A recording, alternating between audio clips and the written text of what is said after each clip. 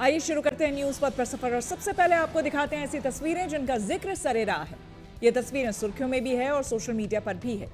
इनसे आपका बाखबर होना भी है जरूरी है क्योंकि चौराहे पर इन्हीं की चर्चा है और चर्चा अभी भी रंगोत्सव की खत्म नहीं हुई है। देखिए,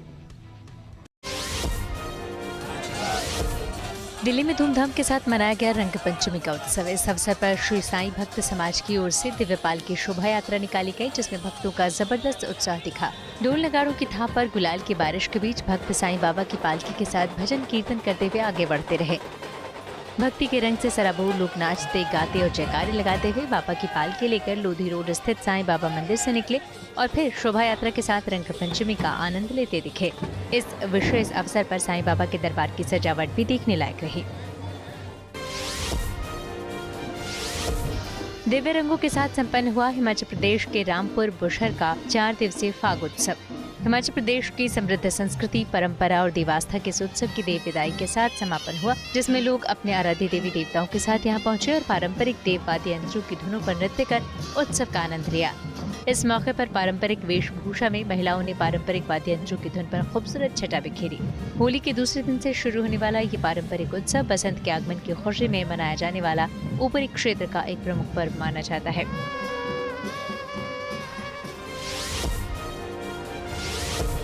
ये दिव्य रंग है ओडिशा के खोर्धा के, जहां बाणपुर में ऐतिहासिक पंचू डोला महोत्सव धूमधाम के साथ शुरू हुआ। इस अवसर पर निकली सवारियों के साथ श्रद्धालुओं का सैलाब नजर आया। इस दौरान श्रद्धालु पूरे भक्तिभाव के साथ वाद्य यंत्रों की धुन पर जमकर थिरकते और उत्सव का आनंद लेते दिखे। ओडिशा में इस उत्सव का गहरा धार्मिक महत्व, जो भगवान कृष्ण और राधा के दिव्य प्रेम पर केंद्रित है। पंचू डोला अलग अलग मंदिरों के देवताओं के मिलने का प्रतीक है, जो आध्यात्मिक एकता और दिव्य जुड़ाव को दिखाता है। माना जाता है कि जुलूस के बाद की जाने वाली सामूहिक पूजा सभी लोगों के लिए खुशहाली, मेलजोल और आशीर्वाद लाती है।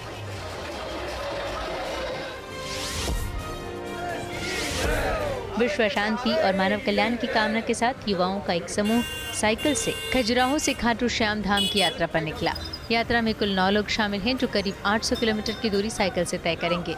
हालांकि ये अपने साथ बाबा खाटू श्याम को मिलाकर 10 लोगों की यात्रा मानकर चल रहे हैं। झांसी में श्रद्धालुओं का विशेष रूप से स्वागत किया, जहां इन्होंने इस साइकिल यात्रा का उद्देश्य बताया। इन सब के मुताबिक इसके जरिए ये न सिर्फ अपनी आस्था को मजबूत कर रहे हैं, बल्कि समाज में शांति, भाईचारा और उम्मीद का संदेश फैलाने का प्रयास कर रहे हैं। ये सभी 12 से 13 दिन में राजस्थान के सीकर स्थित खाटू श्याम मंदिर तक पहुँचने का लक्ष्य लेकर निकले हैं। ये तस्वीर उत्तराखंड के टिहरी लेक फेस्टिवल की है, जहां रोमांच की शानदार तस्वीरें देखने को मिली। यहाँ टिहरी झील के ऊपर आकाश में भारतीय सेना के जवान पैराग्लाइडिंग करते नजर आए और फिर सेना के इन पैरा जवानों ने करीब 12,000 की फीट की ऊंचाई से पैराग्लाइडिंग करते हुए टिहरी झील में छलांग लगाई और फिर रोमांचक प्रदर्शन किया। जवान जैसे ही झील के किनारे उतरने लगे, वहाँ मौजूद दर्शकों ने तालियों की गड़गड़ाहट से उनका स्वागत किया। इन रोमांचक तस्वीरों को देखकर वहाँ मौजूद हर चेहरा गर्व से भरा नजर आया। और अब बात करते हैं यूपीएससी एग्जाम को क्रैक करने वाले स्टूडेंट्स की। यूपीएससी जैसे देश की प्रतिष्ठित परीक्षा में तमाम ऐसे छात्र छात्राओं ने बाजी मारी है, जो कि पैसों की तंगी और परिवार की गरीबी के कारण दिल्ली जैसे शहरों में कोचिंग करने नहीं जा पाते। कई युवक युवतियां घर की कमजोर आर्थिक स्थिति के कारण कोचिंग करने दिल्ली जैसे शहरों में नहीं जा पाते, तो उनका कॉन्फिडेंस कमजोर होता है। ऐसे भविष्य में यूपीएससी क्लियर करने का सपना देखने वाले छात्र छात्राओं के लिए बड़ी उम्मीद बनकर उभरे हैं। इनके मुताबिक सही स्ट्रैटेजी और लगन से मेहनत की जाए तो गांव और घर में रहकर भी बड़ी परीक्षा में सफलता हासिल की जा सकती है।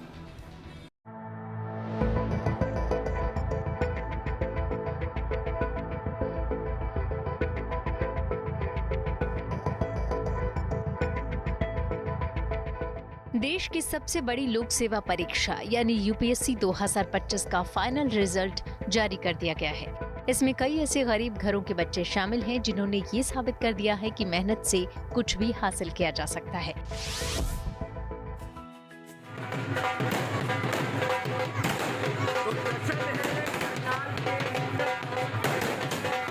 ये आतिशबाजी, ये डांस और खुशियां बांटने के लिए ये मिठाई, ये खुशी के वो पल हैं जिसे लवकेश और उनके परिवार वालों ने बरसों से पाल रखा था, और लवकेश का वो सपना अब सच हो गया है।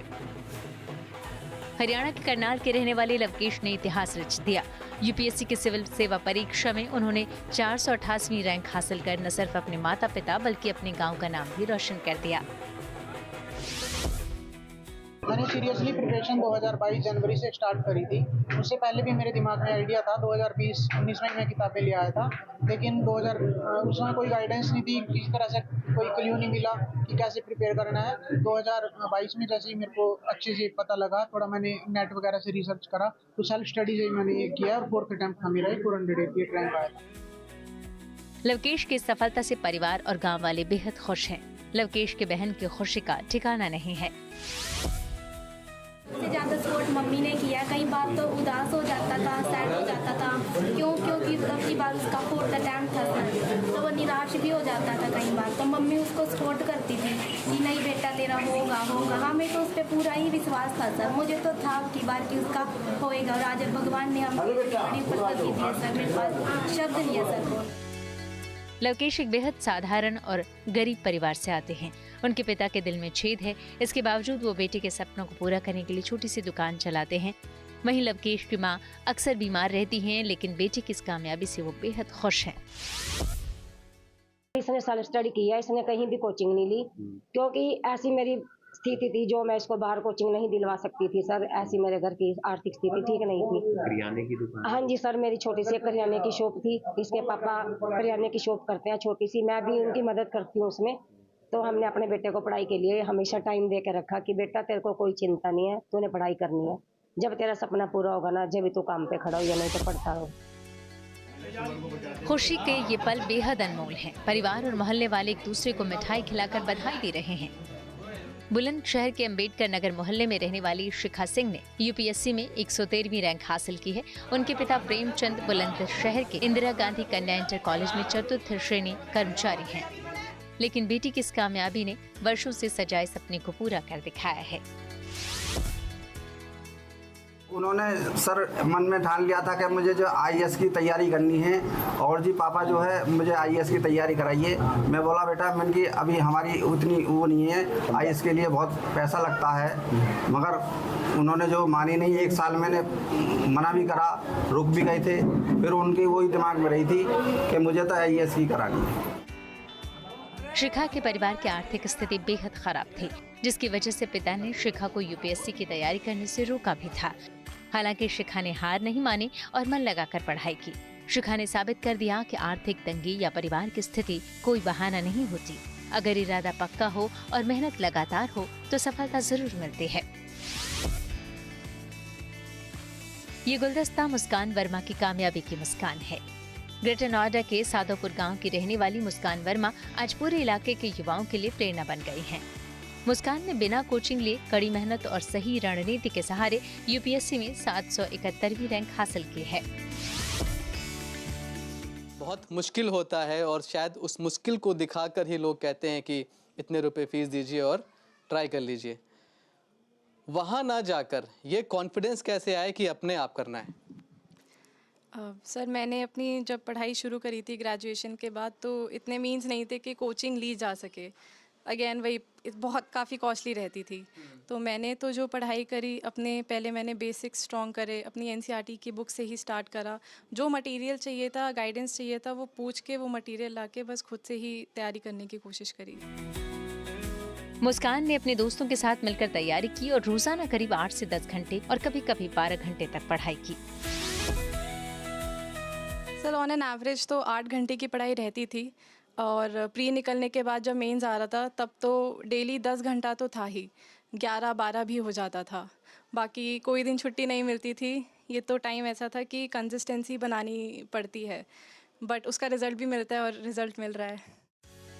मुस्कान के पिता अनिल बैसोया पेशे से एड फिल्म डायरेक्टर हैं। उन्होंने अपनी बेटी का हर कदम पर हौसला बढ़ाया और यूपीएससी परीक्षा की बारीकियों को समझने में मदद की, और बेटी की इस कामयाबी से पूरा परिवार बेहद खुश है।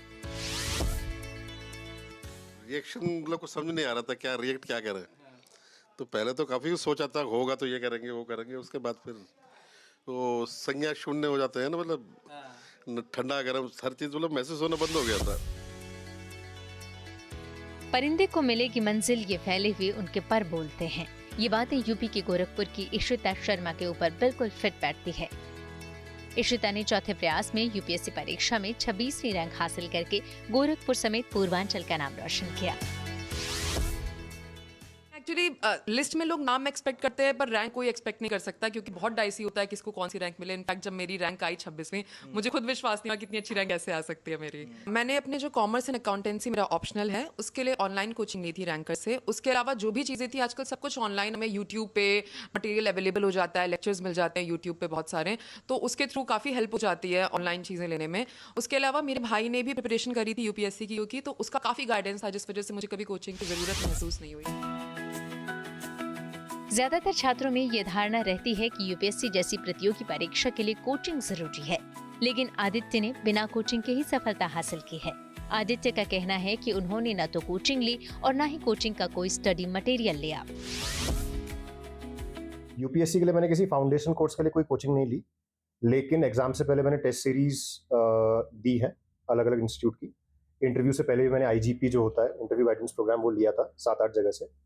उसके अलावा जो पूरा मेरा यहाँ पे तैयारी थी वो अपनी सेल्फ स्टडी के थ्रू ही थी। इस एग्जाम में कई बार हम जो अलग अलग एट्रीब्यूट या क्वालिटी सुनते हैं, वो एक हार्ड वर्क है, उसके अलावा स्मार्ट वर्क है, लेकिन एक एट्रीब्यूट जो सबसे कम बोला जाता है, जिसका हिंदी अनुवाद तो मुझे भी याद नहीं आ रहा है, अंग्रेजी में उसे कहते हैं रेजिलियंस। उसका मतलब अगर आप कभी भी असफल हों तो आप दोबारा जाके उसी चीज़ को दोबारा उतनी ही शक्ति से, उतने ही मनोबल से शुरू कर सकें। तो ये रेजिलियंस काफ़ी इंपॉर्टेंट है, क्योंकि ये बहुत लंबी स्टेज है। कड़ी मेहनत और लगन से कामयाब इन युवाओं में कई गरीब और ग्रामीण परिवारों से जुड़े हैं। इससे साफ है कि कई गरीब माँ बाप के बच्चे आगे चलकर डीएम और एसपी बनकर घर गांव का नाम रोशन करेंगे। ग्रेटर नोएडा से मनीष चौरसिया के साथ bureau report, good news today. Kashi में अब ललिता घाट पर भी होगी गंगा आरती। आई सीधे आपको ले चलते हैं न्यूज एक्सप्रेस वे पर, जहां देश भर की कुछ और जरूरी खबरें कर रही हैं आपका इंतजार। पीएम मोदी ने आज शिक्षा, स्किल्स और यूनिवर्सिटी टाउनशिप से जुड़े मुद्दों पर एक पोस्ट बजट वेबिनार को संबोधित किया। वेबिनार की थीम सबका साथ सबका विकास, जन आकांक्षाओं की पूर्ति रखी गई है।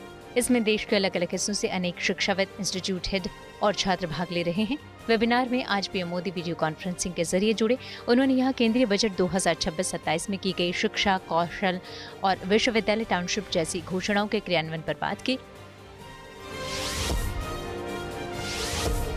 उत्तराखंड के जोशीमठ में भू धंसाव को रोकने के लिए USDMA यानी उत्तराखंड राज्य आपदा प्रबंधन प्राधिकरण ने पुनर्निर्माण, ढलान स्थिरीकरण और ड्रेनेज सिस्टम में सुधार जैसे मरम्मत और सुरक्षात्मक कार्य शुरू कर दिए हैं। फिलहाल जोशीमठ नरसिंह मंदिर से बद्रीनाथ मार्ग पर सड़क के किनारे स्लोप स्टेबलाइजेशन का काम चल रहा है। ऐसे में जोशीमठ नरसिंह मंदिर बद्रीनाथ मार्ग पर 30 अप्रैल तक गाड़ियों की आवाजाही पूरी तरह बंद कर दी गई है।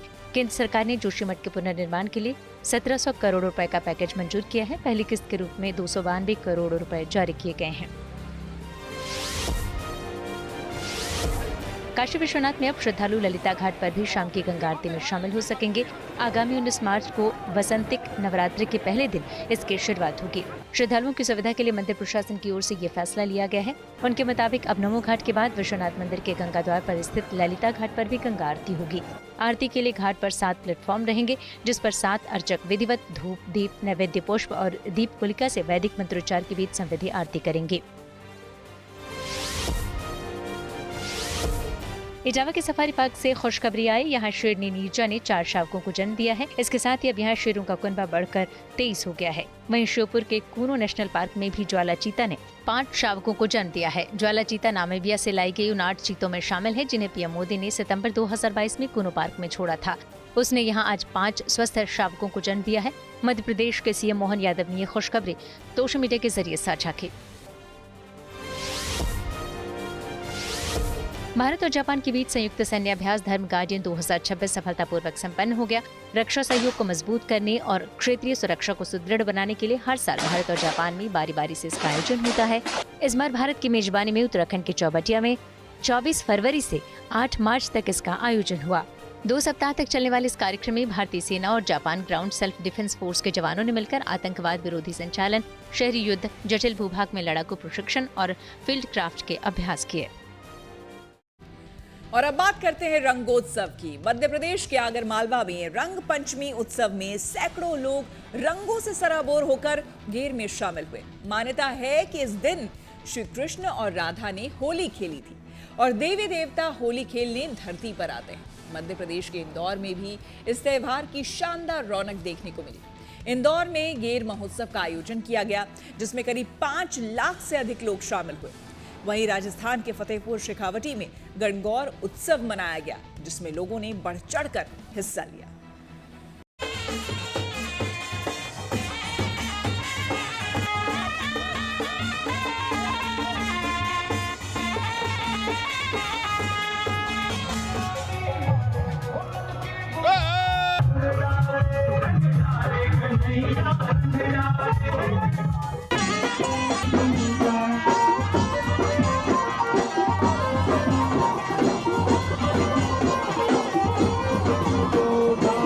मध्य प्रदेश के आगरमालवा में रंग पंचमी पर हर तरफ उत्सव का उल्लास दिखा। रंगों से सराबोर जोशीले म्यूजिक के साथ रंग पंचमी की शोभा यात्रा निकाली गई। लोगों ने एक दूसरे को रंग लगाकर रंग पंचमी की शुभकामनाएं दी। रंग पंचमी के उत्सव जुलूस में नौजवानों का जोश हाई था। संगीत की धुन पर युवा थिरक रहे थे। वहीं इस गैर में बड़ी बड़ी झांकियां भी आकर्षण का केंद्र बनी। एक झांकी भगवान के नरसिंह अवतार को समर्पित थी, जबकि नंदी पर सवार भगवान शिव का स्वरूप भी दिखा और हाथ में गदा थामे बजरंगबली भी दिखे।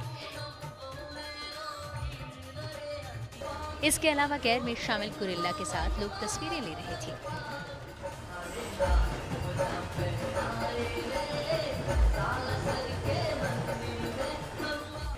आगरमालवा ही नहीं बल्कि इंदौर में भी पूरे धूमधाम और आस्था के साथ रंग पंचमी मनाई गई।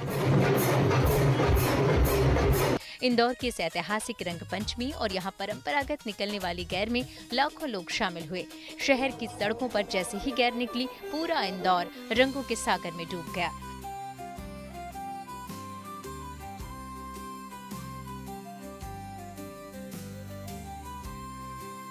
राजवाड़ा पैलेस से शुरू होकर पूरे गैर मार्ग पर जनसैलाब उमड़ा।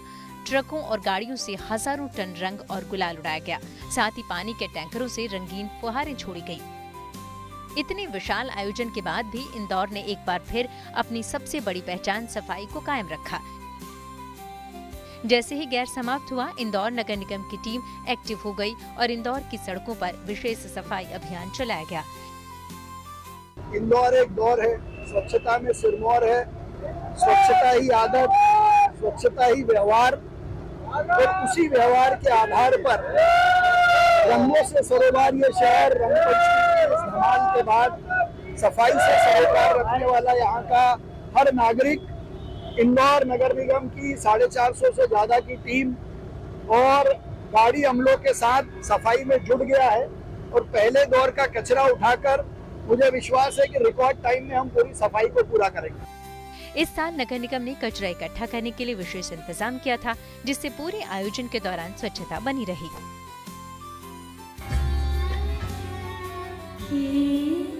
राजस्थान की समृद्ध लोक संस्कृति की झलक इन दिनों शेखावटी में देखने को मिल रही है।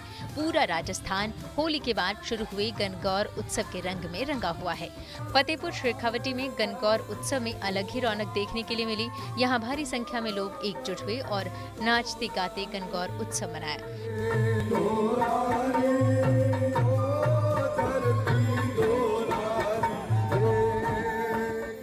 गणगौर उत्सव का माहौल उस वक्त और भी रंगीन हो गया जब प्रदेश के 2 मंत्री भी जंग की थाप पर थिरकते नजर आए। इस उत्सव में मंत्री किरोड़ी लाल मीणा खुद को रोक नहीं पाए और लोक कलाकारों के साथ ताल मिलाते हुए थिरकते नजर आए।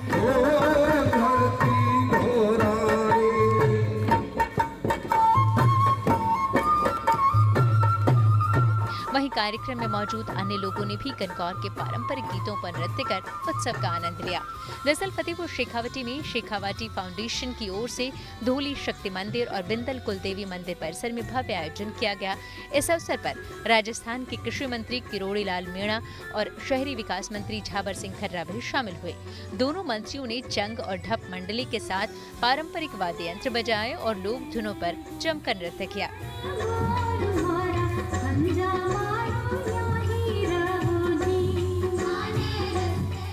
दरअसल राजस्थान का पारंपरिक गणगौर पर्व होली के दूसरे दिन से शुरू हो जाता है।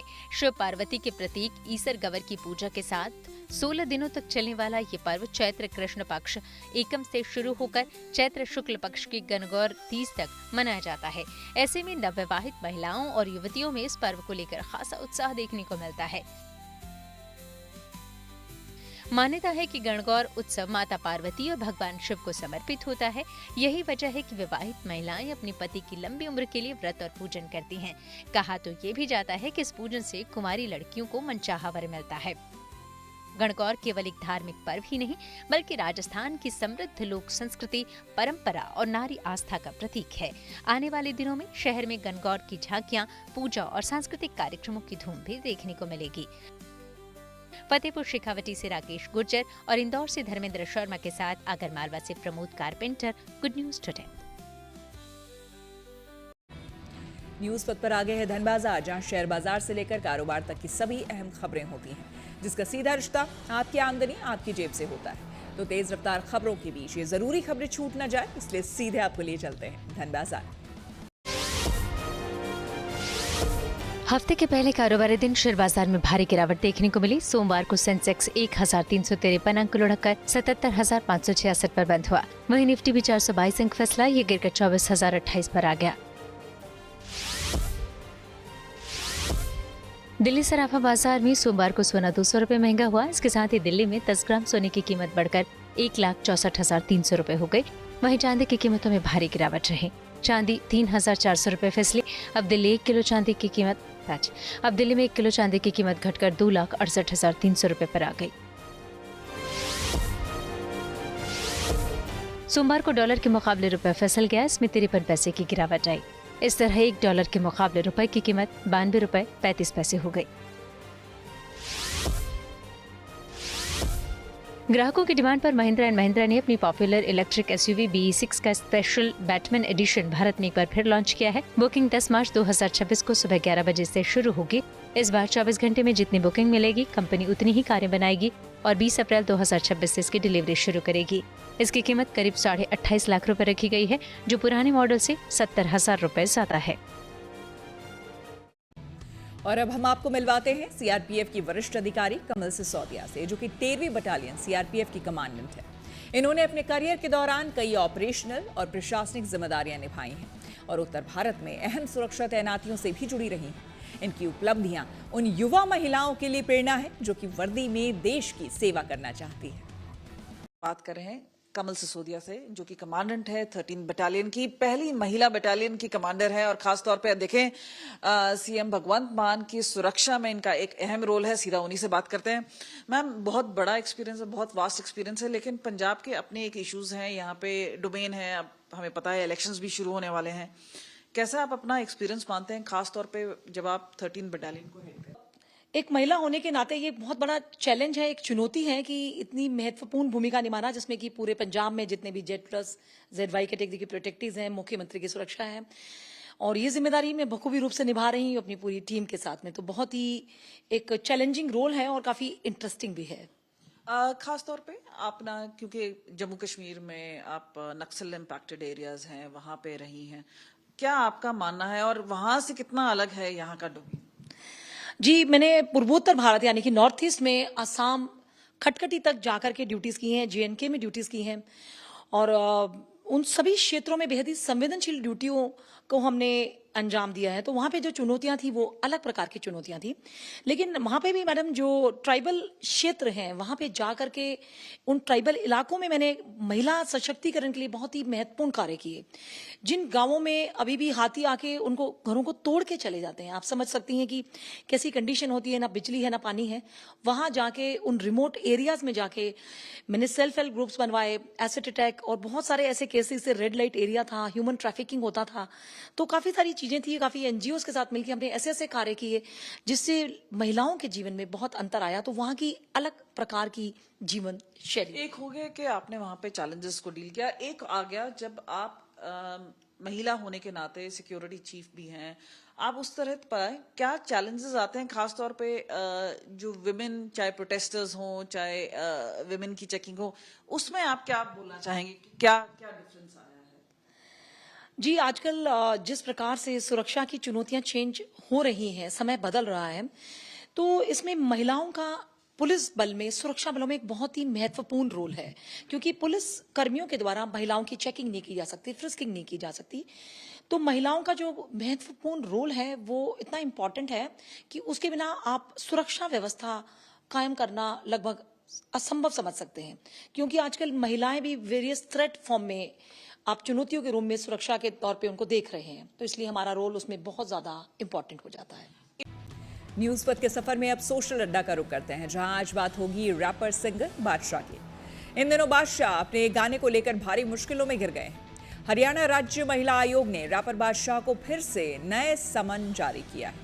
ये समन बादशाह के हरियाणवी गाने टठेरी को लेकर उठे विवाद में जारी किए गए हैं। दरअसल इस गाने में इस्तेमाल किए गए आपत्तिजनक शब्दों पर भारी नाराजगी जताई गई है। आरोप है कि गाने में इस्तेमाल शब्दों से महिलाओं और स्कूली बच्चियों की अस्मिता को ठेस पहुंची है। हरियाणा राज्य महिला आयोग ने बादशाह को नया नोटिस जारी कर उन्हें 13 मार्च को पेश होने के लिए कहा है। इस मामले की सुनवाई 13 मार्च को पानीपत के डीसी ऑफिस में होगी, जहां पर राज्य महिला आयोग की अध्यक्ष रेणु भाटिया मौजूद रहेंगी। इस महीने की शुरुआत में ही बादशाह का नया गाना लॉन्च होने के बाद से ही इसको लेकर विवाद शुरू हो गया था। नारी तू नारायणी उत्थान समिति और शिव आरती इंडिया फाउंडेशन जैसे संगठनों ने इस मामले में बादशाह के खिलाफ पुलिस में शिकायत की है। हरियाणा पुलिस ने म्यूजिक वीडियो में आपत्तिजनक गाने और विजुअल्स का इस्तेमाल करने के मामले में बादशाह के खिलाफ एफआईआर दर्ज की है। म्यूजिक वीडियो में स्कूली छात्रों के डांस के साथ हरियाणा रोडवेज की बस को भी बिना मंजूरी के दिखाया गया है। वहीं मामले पर खुद संज्ञान लेकर राज्य महिला आयोग ने सिंगर बादशाह को समन जारी कर पेश होने के लिए कहा। रैप की दुनिया में मशहूर बादशाह हरियाणा से जुड़े हैं और उनका वास्तविक नाम आदित्य प्रतीक सिंह सिसोदिया है। अपने गाने पर विवाद बढ़ता देख बादशाह ने एक वीडियो भी जारी कर सफाई दी है और लोगों से माफी भी मांगी है, लेकिन हरियाणा राज्य महिला आयोग के अध्यक्ष रेणु भाटिया ने इसे नाकाफी बताया है और बादशाह को जांच के लिए बुलाया है। हरियाणवी गाने पर हुए विवाद के बाद इस गाने को सोशल मीडिया प्लेटफॉर्म से हटा लिया गया है। ये कोई पहली बार नहीं है कि जब किसी गाने के बोल और विजुअल्स को लेकर विवाद खड़ा हुआ हो, लेकिन हैरानी इस बात की होती है कि पहले के मामलों से कोई सबक नहीं लिया जाता। फिलहाल बादशाह से जुड़े मामले को लेकर हमने हरियाणा के लोगों से बात की और उनकी राय जानी। बादशाह ने जो किया है वो माफी के काबिल नहीं है, क्योंकि इस तरह से हरियाणा की बेटियों का अपमान करना और उनके लिए इस तरह की बद्दी भाषा का प्रयोग करना ये बिल्कुल बर्दाश्त के बाहर है। और वो 13 तारीख की हमने उनको सम्मन किया है, डेट दी है, उनको आना चाहिए। अभी भी सभ्यता ये है कि उनको आना चाहिए। अभी भी दौड़े भागेंगे तो हम उनको काम तो करने नहीं देंगे। खासतौर से हरियाणा में महिला आयोग उसका एक भी प्रोग्राम नहीं होने देगी। और मैं आप चैनल्स के माध्यम से पूरे यूथ को कहती हूँ कि जब तक ये सम्मन की डेट पर ना आए, हम सेटिस्फाई ना हो, हमें वो क्लियर ना करे कि उसने ये वर्ड्स क्यों कहे, क्योंकि उसने जो अपना माफीनामा वो जो एज एन एक्टर फिर से उसने लगा दिया है, उसमें वो एक्सप्लेन नहीं कर पाया कि वो क्या उसकी ठेस नहीं पहुंचाना चाहता था, ये नहीं करना चाहता था। मुझे बता दे, हरियाणवी में ही बता दे, जर्मन में बता दे, फ्रेंच में बता दे कि जो तूने लाइन बोली उसका दूसरा मायना क्या है। कोई दूसरा मायना निकलता है तो बता। जिस प्रकार से बोल थे, क्या एक सिंगर को ऐसे बोल का इस्तेमाल अपने गाने के अंदर करना चाहिए? ना जी, बिल्कुल गलत है ये। उसने बहुत गंदे शब्दों का यूज कर रखा है उस गाने में। और वो ना जी, हरियाणा के हर एक गायक ऐसे कोई गन कल्चर पे गाता है, कोई गंद कल्चर पे। बुरा हाल हो रहा है जी हरियाणवी इंडस्ट्री का। तो क्या आप जैसे जो यूथ है वो फिर भी ऐसे सिंगर को फॉलो करते हैं, मिलियंस में उसके फॉलोवर हैं, तो क्या कहना चाहोगे? गलत है जी ये चीज। तो इससे तो अच्छा अपने कोई देशभक्ति का वो करे, उसको फॉलो करो। तो चलिए, कुछ लड़कियां, आप क्या कहना चाहोगे जैसे सिंगर पे जो महिलाओं को लेकर ऐसे शब्दों का इस्तेमाल करते हैं, क्या कहना चाहोगे? बस ये कहना चाहते हैं कि उन्हें ऐसा नहीं करना चाहिए। लड़कियों की भी इज्जत होती है अपनी, उन्हें गंदे शब्दों का प्रयोग नहीं करना चाहिए। इससे बात हमारे यहाँ, हमारे एनवायरनमेंट पे, हमारे आसपास भी लोगों में फर्क पड़ता है। उनकी मानसिकता उनकी खराब होती जा रही है आजकल की यूथ की मानसिकता। तो बस यही है कि गन कल्चर और ये ऐसे अब शब्द नहीं बोलने चाहिए गानों में। लेकिन उसके बावजूद भी देख लीजिए, मान लीजिए बहुत सारे ऐसे सॉन्ग आए हैं हरियाणा के भी, बॉलीवुड के भी, जो इस प्रकार के वल्गर हैं, खासतौर पर महिलाओं को एक वस्तु के तौर पर दिखाते हैं। लेकिन उसके बाद भी फिर क्यों पसंद करते हैं आप जैसे युवा? लाखों में, मिलियन में इनके फॉलोवर है। तो कहीं ना कहीं युवाओं को भी एक कदम उठाना चाहिए। हाँ जी, बिल्कुल उठाना चाहिए। युवाओं को, यूथ को उनके खिलाफ कदम उठाना चाहिए और जरूर उठाना चाहिए। उन्हें फॉलो भी नहीं करना चाहिए। माफी देनी नहीं चाहिए, क्योंकि उसने ऐसे सॉन्ग वगैरह गाने नहीं चाहिए जिससे समाज पर गलत प्रभाव पड़े। अच्छा, आजकल जो जिस तरह के गाने चल रहे, क्या आप लोग लाइक करते हो उन चीजों को? क्या गलत क्या है उन चीजों में? नहीं सर, वो हम लाइक नहीं करते, हम उन चीज़ों को पसंद नहीं करते। ये वल्गैरिटी ज़्यादा दिखा रहे हैं, वो सोना अपने भी उससे मतलब है। और वो अच्छे नहीं होते, उनके जो वाक्य होते हैं वो बोलते हैं जो वो चीज़ें अच्छी नहीं होती। यूथ को ये फॉलो नहीं करना चाहिए बिल्कुल भी, ये हमारे इन्वायरमेंट के लिए बिल्कुल भी अच्छे नहीं होते हैं और केस होना चाहिए। गलत वर्ड तो यूज़ नहीं करने चाहिए, क्योंकि इस तरह के गाने निकालने चाहिए जिसको हम अपनी फैमिली के साथ देख सकें, या मूवी भी इस तरह की होनी चाहिए जिसको हम अपने फैमिली के साथ देख सकें। मेरे हिसाब से चाहे कोई भी गायक है, किसी भी प्रकार का गायक है, उसे ऐसे शब्दों का प्रयोग नहीं करना चाहिए कि जिससे कि समाज में अशांति हो। ऐसे शब्दों का प्रयोग नहीं करना चाहिए कि स्पेशल महिला पर कटाक्ष हो या पुरुष पर कटाक्ष हो। हमारी संस्कृति को बचाना चाहिए। ऐसे गाने नहीं गाने चाहिए जो हमारी संस्कृति के साथ खिलवाड़ करे। ऐसे गाने नहीं गाने चाहिए कि जो समाज में अश्लीलता फैलाए, जिससे बुरा नकारात्मक प्रभाव पड़ता है देश की युवा पीढ़ी पर। इसलिए ऐसे गायकों पर प्रतिबंध लगाया जाना चाहिए और भारत की सुप्रीम कोर्ट या भारत की विधान पालिका, संसद या राज्य विधानमंडल या मुख्यमंत्री ने सख्त कदम उठाने चाहिए ऐसे गायक के विरुद्ध में। अपनी संस्कृति को बचाने के लिए विभिन्न कदम उठाने चाहिए, चाहे वो राज्य सरकार हो चाहे वो केंद्र सरकार हो। आप लोगों का क्या मानना है, खासतौर पे जिस तरह से ये बवाल हुआ है, अब उन्होंने माफी मांगी है और पूरा टेक डाउन किया है सॉन्ग, क्या मानते हैं आप? देखिए मैम, जो उन्होंने बोला ना, एक तो हरियाणा का जो सॉन्ग था, हरियाणा में ऐसा कल्चर नहीं है, ठीक है। दूसरी बात ये कि वो एक पूरे के पूरे मतलब फीमेल को टारगेट कर रहे हैं और ऐसा नहीं करना चाहिए, क्योंकि म्यूज़िक जो है ना, मेरे को नहीं लगता कि वो म्यूज़िक है। म्यूज़िक लोगों को सुकून देता है, उससे कुछ हम सीखते हैं, बट वो इनडायरेक्टली या डायरेक्टली आप बोलो तो वो सीधे तौर पे लड़कियों को टारगेट किया जा रहा है उसमें। और ख़ासकर जो उन्होंने स्कूल गर्ल्स को लिया है, तो उनको लेके तो बिल्कुल भी ऐसा नहीं करना चाहिए उनको। सिर्फ इतना ही मतलब मेरे हिसाब से जस्टिफाइबल नहीं है कि आप सिर्फ एक वीडियो शूट करके आप बता रहे हो कि हाँ मेरी गलती है, वो काफ़ी है। आपको पहली बात है स्कूल स्टूडेंट्स को लेना ही नहीं चाहिए था उस वीडियो में, और अगर ले भी लिया था तो आपको अपने गाने पे पहले ही ध्यान दे देना चाहिए था, स्पेशली लिरिक्स पे, क्योंकि आजकल सिर्फ इतना नहीं है कि सिर्फ लोग वही सुन रहे, सब लोग लिरिक्स पे भी पूरा ध्यान देते हैं। मेरे हिसाब से तो ऐसे गानों पर हॉल्ट लगने चाहिए और आर्टिस्ट को भी मतलब इंडस्ट्री को मतलब बैन करना चाहिए, क्योंकि एज एन अगर हम यूथ देखें, अगर ऐसे गाने और रिलीज़ होते हैं तो ये ऐसे यूथ की मेंटालिटी ख़राब करने का वो है ना, एक तरीका हो गया इनका।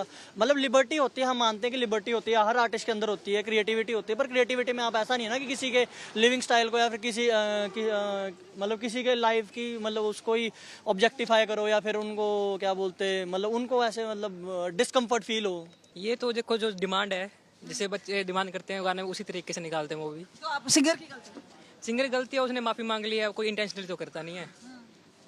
आपको क्या लगता है कि बड़ी बात है कि आपको लगता है कि ये सबक सीखना चाहिए इससे और आगे कर देना चाहिए, उसको डिलीट कर देना चाहिए या उसकी लाइंस चेंज करनी चाहिए उसको, और इन फ्यूचर उसको ध्यान रखना चाहिए कि आप ठीक है, आप एक पब्लिक फिगर हो, आपको लोग सुनते हैं, ठीक है, और आज की जो जनरेशन है वो उनको बहुत कुछ मानती है, तो इसका मतलब ये नहीं है मैम कि आप फेमस हो गए तो आप।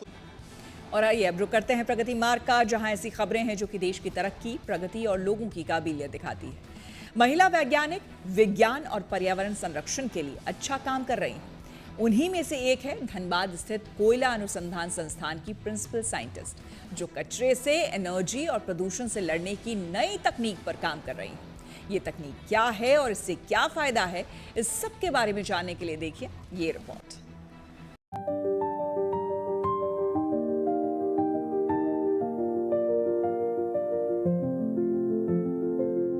ये है झारखंड में धनबाद स्थित central institute of mining and fuel research, और ये हैं इस संस्थान के प्रिंसिपल साइंटिस्ट डॉक्टर वी एंगुसेल्वी। ये यहाँ ऐसी तकनीकों पर काम कर रही हैं जो कचरे से ऊर्जा बनाने के साथ ही प्रदूषण को कम करने में भी मददगार साबित हो सकती है। महिला वैज्ञानिक एंगुसेल्वी का मेन रिसर्च बायो माइनिंग तकनीक पर केंद्रित है, इसलिए पहले ये जान लेना जरूरी है कि आखिर बायो माइनिंग तकनीक है क्या और इसका फायदा क्या है। ये पर्यावरण के अनुकूल तकनीक है जो सूक्ष्म जीवों यानी बैक्टीरिया का उपयोग करके लैंडफिल में जमा पुराने कचरे को प्रोसेस करती है, जो धातु, खाद, आरडीएफ यानी रिफ्यूज्ड डिराइव्ड फ्यूल को अलग करती है। इस प्रक्रिया से लैंडफिल का भार कम होता है, प्रदूषण घटता है और पुरानी जमीनों को फिर से उपयोग के लायक बनाया जाता है।